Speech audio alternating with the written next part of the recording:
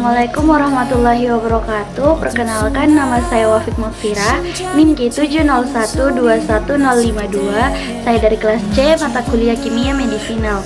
Nah, pada kesempatan kali ini saya akan sedikit menjelaskan mengenai farmasetik, farmakokinetik, dan juga farmakodinamik dari obat asam mefenamat. Berikut penjelasannya, selamat menyaksikan. Jadi teman-teman, sebelum itu kita perlu mengetahui sebenarnya apa sih asam mefenamat itu. Jadi asam mefenamat itu adalah suatu zat aktif di mana asam mefenamat adalah termasuk obat pereda nyeri yang digolongkan sebagai NSAID atau non-steroidal anti-inflammatory drugs, di mana asam mefenamat adalah obat yang mempunyai efek analgesik, anti-inflamasi, dan antipiretik yang bekerja dengan menghambat sintesa prostaglandin sebagai mediator inflamasi. Obat ini digunakan untuk nyeri ringan sampai sedang, salah satunya seperti nyeri sakit kepala, sakit gigi, dan sebagainya. Nah, asam mefenamat ini bekerja dengan cara menghambat enzim siklooksigenase, yaitu suatu enzim yang berperan dalam pembentukan prostaglandin. Kemudian, asam mefenamat ini merupakan asam aminobenzoat, yaitu asam antranilat, yang salah satu hidrogennya yang terikat pada nitrogen digantikan oleh gugus 2,3 dimetilfenil. Nah, meskipun digolongkan sebagai obat antiinflamasi non-steroid, sifat antiinflamasinya dianggap kecil. Ini digunakan untuk meredakan nyeri ringan hingga sedang seperti yang sudah saya jelaskan sebelumnya. Nah, asam mefenamat ini juga termasuk dalam label obat keras yang artinya harus dengan resep dokter serta penggunaannya perlu diawasi. Bentuk sediaan asam mefenamat di Indonesia itu umumnya ada tablet, kapsul, dan juga suspensi. Selanjutnya, asam mefenamat ini juga dikenal sebagai mefenamic acid, di mana memiliki rumus struktur yaitu C15, H15, dan NO2, serta berat molekulnya itu 241,29. Nah, rumus struktur dari asam mefenamat dapat kalian lihat di sini. Nah, kemudian untuk pemerian dari asam mefenamat itu sendiri yaitu serbuk hablur putih atau hampir putih melebur pada suhu lebih kurang 230 derajat Celcius disertai peruraian.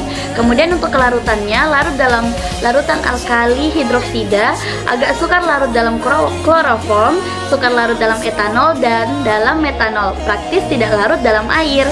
Untuk penyimpanannya, itu disimpan dalam wadah yang tertutup rapat dan tidak tembus cahaya. Untuk persyaratan kadarnya, di mana asam mefenamat mengandung tidak kurang dari 98,0% dan tidak lebih dari 102,0% C15H15NO2 dihitung terhadap zat kering.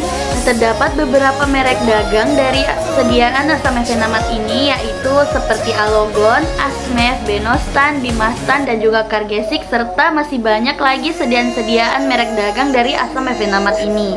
Indikasi dan juga dosis, di mana indikasinya itu nyeri ringan hingga sedang, osteoartritis, artritis reumatoid. Nah, untuk dosisnya dewasa sekitar 500 mg 3 kali sehari. Sebagai alternatif mulai dengan 500 mg diikuti dengan 250 mg setiap 6 jam jika diperlukan. Biasanya tidak lebih dari 1 minggu. Gunakan dosis efektif terendah untuk durasi sesingkat mungkin. Nah, untuk lansia digunakan dosis efektif terendah untuk durasi yang sesingkat mungkin.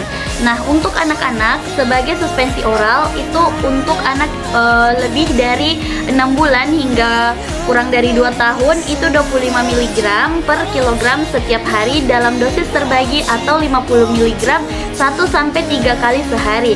Untuk anak 2 sampai di bawah 5 tahun itu 100 mg 1-3 kali sehari, dan kemudian untuk anak 5 sampai di bawah 9 tahun itu 150 mg 1-3 kali sehari, dan untuk anak 9 tahun sampai 12 tahun itu 200 mg 1-3 kali sehari.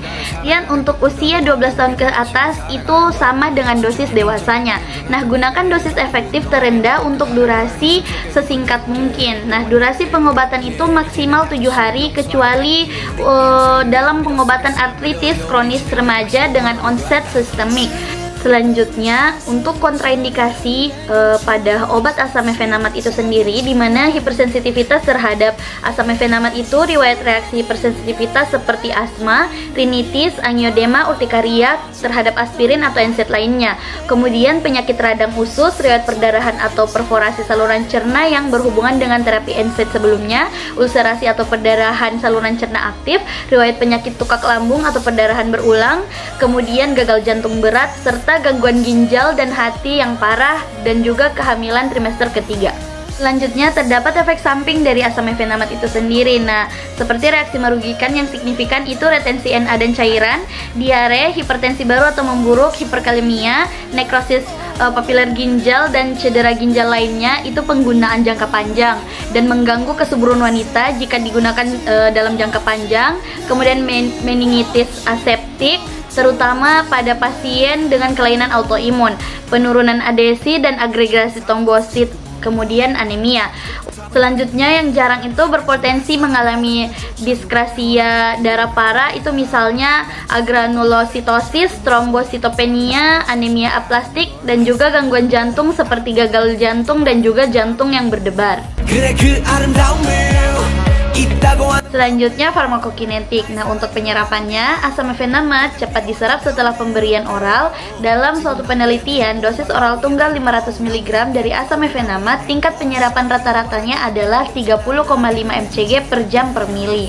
Setelah dosis oral tunggal 1 gram, rata-rata kadar plasma puncak berkisar antara 10 hingga 20 mcg per mili.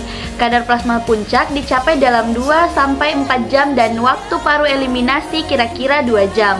Nah, setelah beberapa dosis, kadar plasma sebanding dengan dosis tanpa adanya bukti akumulasi obat. Nah, suatu percobaan dosis ganda dilakukan pada subjek dewasa yang menerima 1 gram dosis asam mefenamat 4 kali sehari, konsentrasi stabil sebesar 20 mcg per mili, dicapai pada hari kedua pemberian, konsisten dengan waktu paruh yang singkat.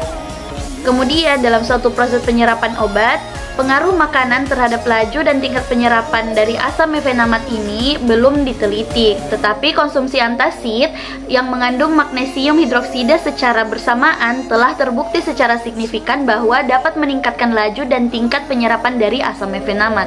Selanjutnya, distribusi. Nah, asam mefenamat ini dilaporkan lebih dari 90% terikat pada albumin.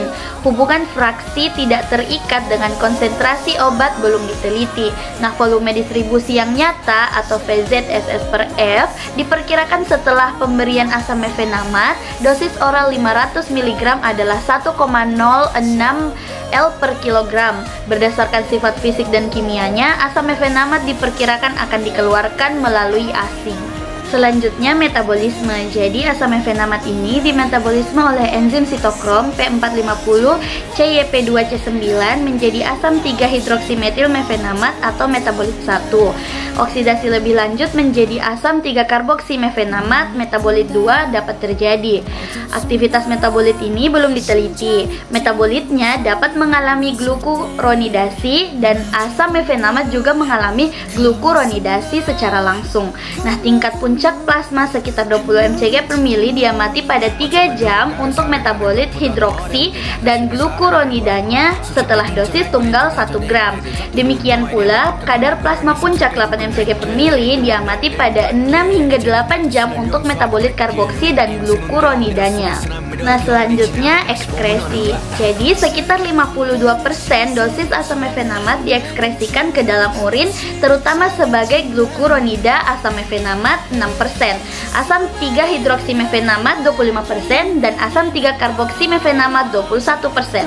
Rute eliminasi feses menyumbang hingga 20% dari dosis, terutama dalam bentuk asam 3-karboksi-mefenamat tak terkonjugasi. Waktu paru eliminasi asam mefenamat adalah sekitar 2 jam.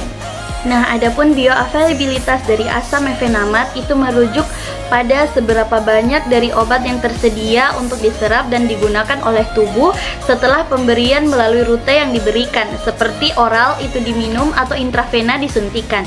Nah, asam mefenamat memiliki bioavailabilitas oral yang tinggi sekitar 80-90%. Ini berarti sebagian besar dosis yang diminum akan diserap dengan baik oleh tubuh dan tersedia untuk penggunaan terapeutik dalam waktu yang relatif singkat setelah pemberian. Nah, namun bioavailabilitas ini nanti dapat dipengaruhi oleh beberapa faktor, termasuk kondisi individual pasien, interaksi dengan makanan atau obat lainnya, serta formulasi dari sediaan obat yang digunakan. Pada proses farmakodinamik. Nah, asam mefenamat dapat digunakan untuk menghilangkan rasa nyeri sedang dan dalam berbagai kondisi karena asam mefenamat ini termasuk dalam golongan NSAID. Maka kerja utama kebanyakan non-steroidal anti-inflammatory drugs atau NSAID adalah sebagai penghambat sintesis prostaglandin. Sedangkan kerja utama obat anti radang atau glukokortikoid menghambat pembebasan asam arakidonat. Nah, untuk asam mefenamat bekerja dengan memblok aktivitas dari suatu enzim dalam tubuh yang dinamakan siklooksiggenase. Nah, siklooksiggenase ini adalah enzim yang berperan dalam beberapa proses produksi substansi kimia dalam tubuh. Salah satunya adalah prostaglandin. Teman-teman, prostaglandin diproduksi dalam merespon kerusakan atau adanya luka atau penyakit lain yang mengakibatkan rasa nyeri, pembengkakan, serta peradangan. Kemudian, prostaglandin ini sebenarnya bukan sebagai mediator radang, lebih tepatnya dikatakan sebagai modulator dari reaksi radang, sebagai penyebab radang. Nah, prostaglandin bekerja lemah, berpotensi kuat setelah berkombinasi dengan mediator atau substansi lain yang dibebaskan secara lokal, autakoid seperti histamin, serotonin, dan leukotrin. Nah, prostaglandin paling sensibel pada reseptor rasa sakit di daerah perifer. Ini merupakan vasodilator potensial. Dilatasi terjadi pada arteriol prekapiler, pembuluh sphincter, dan postkapiler venula. Walaupun prostaglandin merupakan vasodilator potensial, tetapi bukan sebagai vasodilator universal. Itulah tadi beberapa pembahasan dan penjelasan mengenai obat asam mefenamat. Dan mungkin jika terdapat kesalahan-kesalahan atau kekurangan di dalam video saya mohon maaf. Itu saja dari saya pamit undur diri. Assalamualaikum warahmatullahi wabarakatuh dan terima kasih.